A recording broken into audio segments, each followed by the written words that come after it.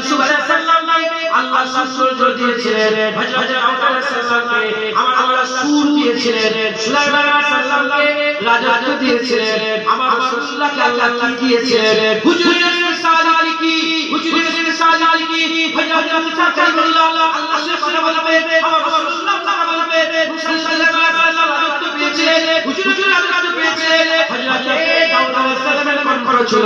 আমার হাবিবুল্লাহ রক্ষণ করেছিল, রক্ষণ করেছিল,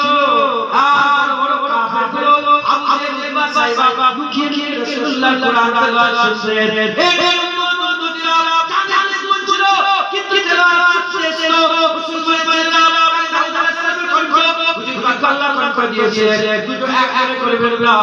কণ্ঠের মধ্যে দাউদ আলাইহিস সালাম, ইহা রাসূলুল্লাহ সাল্লাল্লাহু আলাইহি ওয়াসাল্লাম, রাজত্বের মধ্যে সুলাইমান আলাইহিস সালাম, ইহা রাসূলুল্লাহ সাল্লাল্লাহু আলাইহি ওয়াসাল্লাম, সূর্য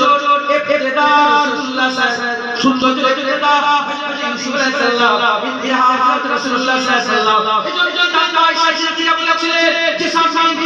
ইউসুফ আলাইহিস সালামের দিকে হাত মেরেছিল, ওই রাসূলুল্লাহ কে দিত হাত কাটা, ওই শিশুকে দিলের মধ্যে ঢুকিয়ে তারা হাবিবুল্লাহর সূর্য দেখে দিলগুলোকে কেটে ফেলতো।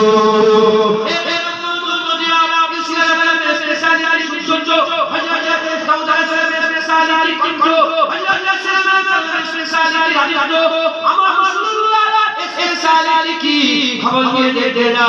হাবিবুল্লাহ ইসলামি হলো আমার হাবিবুল্লাহকে এনে দৌলাত করেছে। বুঝলে এক্সারসাইজ কি এনে কি বলে এনে হুজুর জানতে